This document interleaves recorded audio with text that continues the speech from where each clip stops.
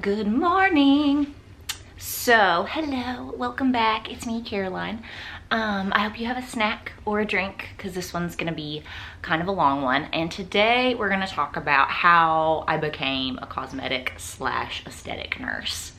Because whenever I was kind of interested in this whole like dermatology, aesthetics world, there really weren't any videos or anything telling me like, hey, this is what I did. Hey, maybe you should try this. So I'm kind of gonna go through my story as far as my education, timeline, that kind of stuff, just to make your all's lives a little bit easier. I'm gonna put timestamps down below as far as, you know, when does the education part end? When does the cosmetology part start? That kind of stuff.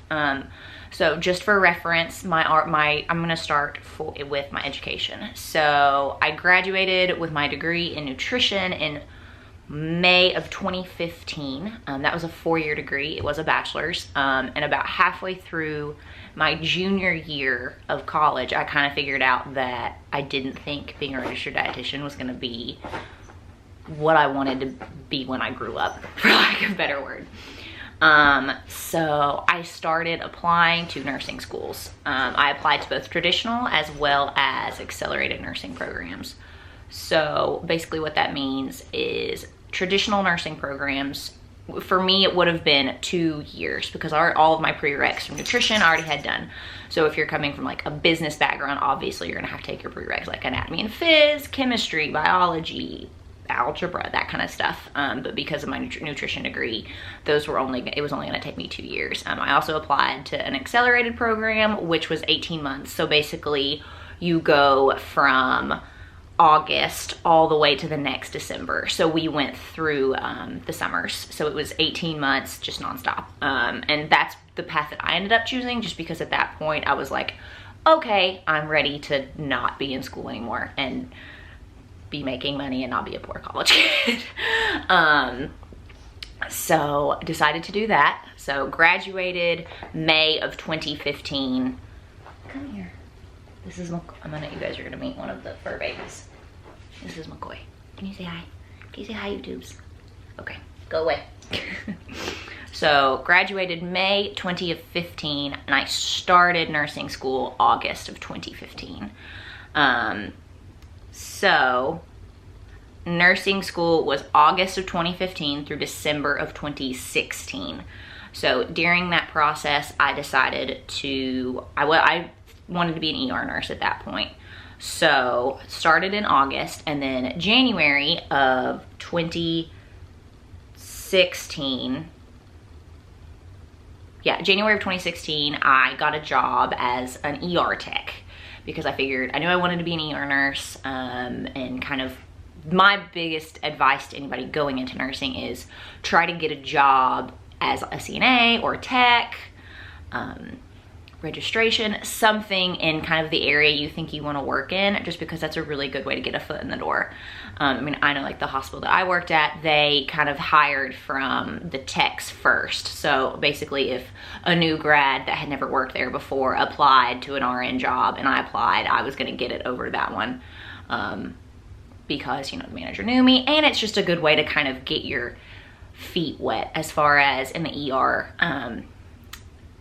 You know, it's hard enough learning how to be a nurse, much less getting to know people. Simple stuff like, where are the flushes in the stock room? You know, so at that point, once I graduated from nursing school, I just had to worry about figuring out how to be a nurse, not figuring out like, okay, who are the good people? Who are the people I need to stay away from? How does management work?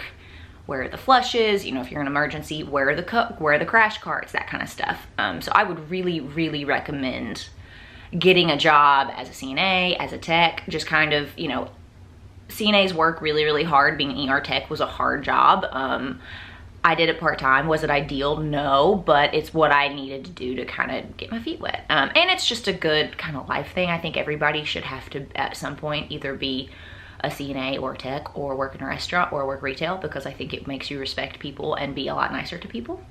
So that takes us to January of 2016. So did that, worked as a tech in the ER part-time and went through school. Graduated in December of 2016. So at that point, so graduated with my BSN. So at this point, I have a BSN and I have to take my NCLEX to become an RN. So the holidays kind of screw up December grads because a lot of times it takes a month because you have to apply to the state nursing board, and basically they have to like give you permission to take a test after you've spent all of this money and time learning all of the things. But then you have to apply and say, hey, am I worthy of even taking a test? So applied to the state nursing board, and the holidays kind of jacked us up. So instead of, usually we would test in January of that following year, but because of the holidays, I didn't test until February of 2017. I just have like my little notepad. Sorry, I keep looking down. So February of 2017, took my NCLEX. I had 75 questions in and out. That's like the most gut-wrenching thing ever. If you guys want like an NCLEX prep video, let me know. Just kind of what I did, my tips, that kind of stuff. So February 2017, took the NCLEX. Super nervous, passed. Easy, not easy, but you know, one time, passed, done with it. So at that point, I'd already accepted contingently a full-time ER position in the ER that I was a tech at, and basically the only contingency was that I had to pass my NCLEX. So early February, passed the NCLEX. I basically start my preceptorship immediately. At the hospital I worked at, my preceptorship was 12 to 16 weeks, because being an ER nurse is hard and big and scary, and they don't want you to kill somebody. So preceptorship was 12 to 16 weeks. Mine was 12 weeks. I had the best preceptor ever. That is so important. Just be a sponge if you're ever in a preceptorship. Be a sponge, learn as much as you can, whether it be floor nursing, ER, anything. Just learn, learn, learn, because those people are so valuable. So finished my preceptorship like early summer, late spring of 2017. And at this point, like I was loving the ER, but I was like, man, this is hard. Like, this is a little bit different than what I thought it was gonna be. So worked in the ER for the whole summer. You know, I was a mid shifter, so I worked 10 a.m. to 10 p.m. Loved mid shift, by the way. That's a killer shift, working 312s as an ER RN 1. So around, I'm just looking at my, so around August of 2017, I started kind of getting interested in derm nursing, aesthetic nursing, because I wanted a little bit better, not time off, but work-life balance. You know, I was working holidays every other weekend, both weekend days. That kind of stunk. My husband has a normal people 9 to 5, so he can kind of come and go as he pleases, but I felt like I was missing out on a lot of stuff. So, and I just thought it was cool, you know, like Botox and sticking needles in people's faces. I was like, this is cool. I could get down with this. So started applying. I applied. I basically just made an application, made a cover letter, and just applied to, there weren't even job postings. I mean, I was just sending it to every plastic surgeon's office, med spa, you know, in my area, and honestly not really hearing anything. So I did that for about 2 months. And a big tip I have is I followed all of those places on Instagram and Facebook, because that's a lot of the places where they post these jobs. Is, you know, they'll say, we're hiring an RN, we're hiring an MA, that kind of stuff. So that's a big tip, is follow, you know, all of the plastic surgeons' offices, med spas, dermatology offices. Follow them on social media, because you'll figure out that that's actually how I found my job now. So I was applying and not really hearing that much. While I was doing that, I was kind of looking into other resources as far as how I could get additional training, kind of up my chances of getting one of those jobs.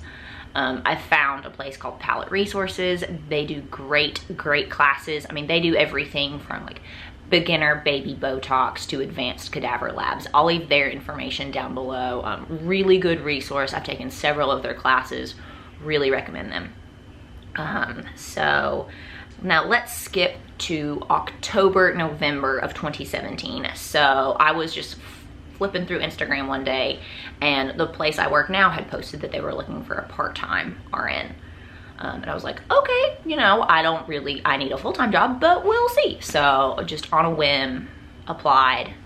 like I said, went through a cover letter, and I'll give a copy of my cover letter. Obviously, I'll like blank out where I work, my personal information, but just so you can kind of get an idea of what I did, it might be helpful. I don't know.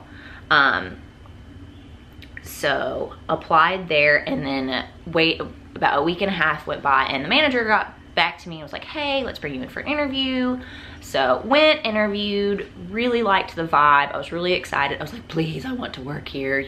I'm still shocked they let me work there because I'm kind of a bull in a china shop, and it's a very pretty place to work. And I'm just kind of like, take me, love me, teach me all your things. So anyway, went for an interview, really liked the vibe.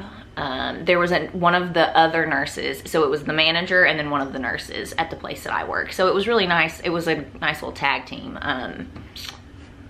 Got a tour of the facility, that kind of stuff, interviewed, and it was like 2.5 weeks before and I'll go through like some of the questions they asked me in another video. Let me know if you guys want that.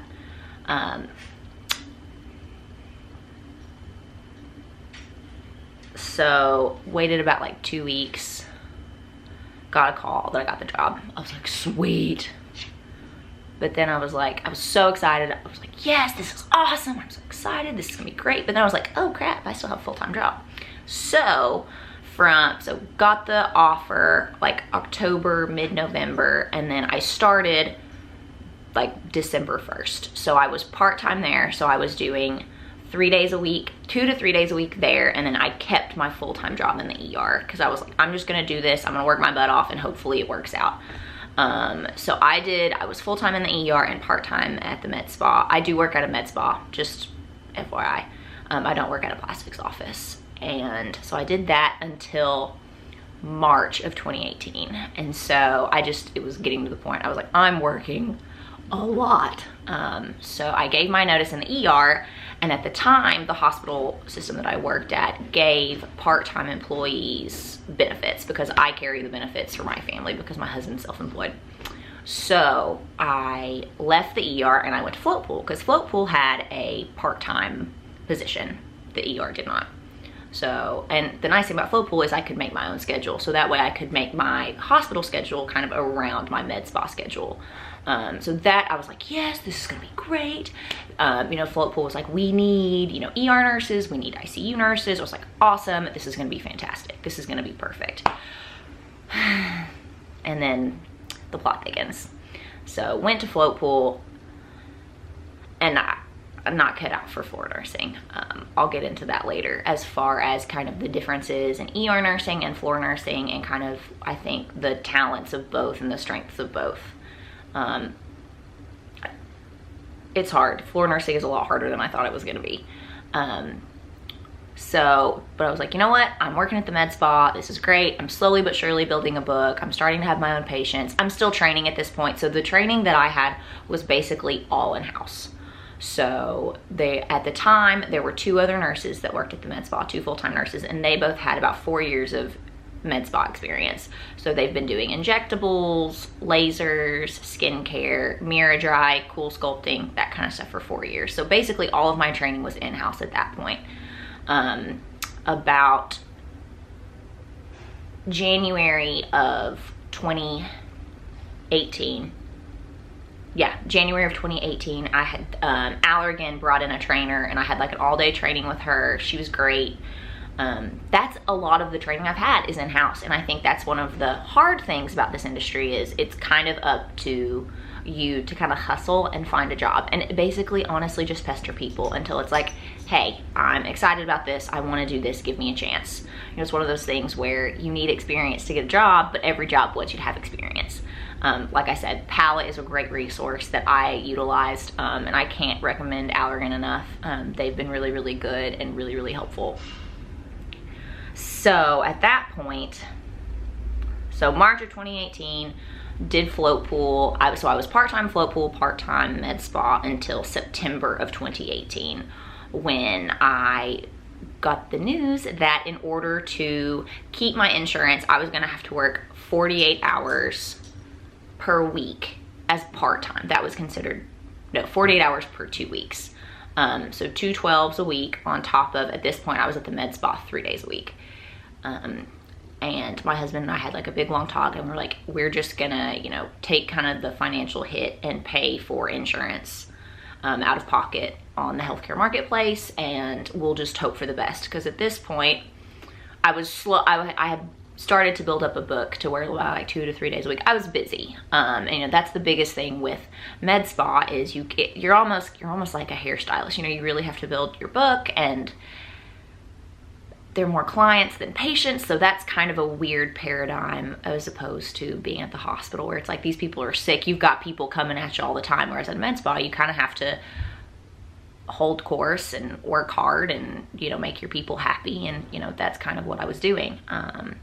So I left float pool in September of 2018 and completely left the hospital, and so at this point I'm part-time at the med spa. I'm 3 days a week.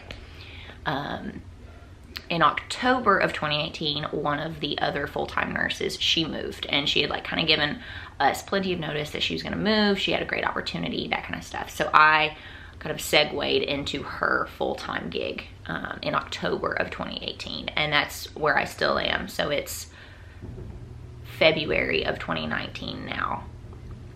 And yeah, so that's kind of how I became a cosmetic nurse. So I was leaving for work and wanted to say bye. But yeah, so that's kind of the rundown of my education, what I did, and how I got my med spa job. And like I said, what I'm gonna do is I'm going to leave down below timestamps of everything, as well as a copy of my cover letter, and I'm gonna take out the personal information and stuff, and a copy of an example of my resume as far as how I kind of breached the subject of, hey, I don't have any experience in this, but give me a chance and I want to do really good. So yeah, so like I said, it's February now, and I've been full-time since October of last year. So yeah, so biggest things I recommend: one, follow as many people you can on social media.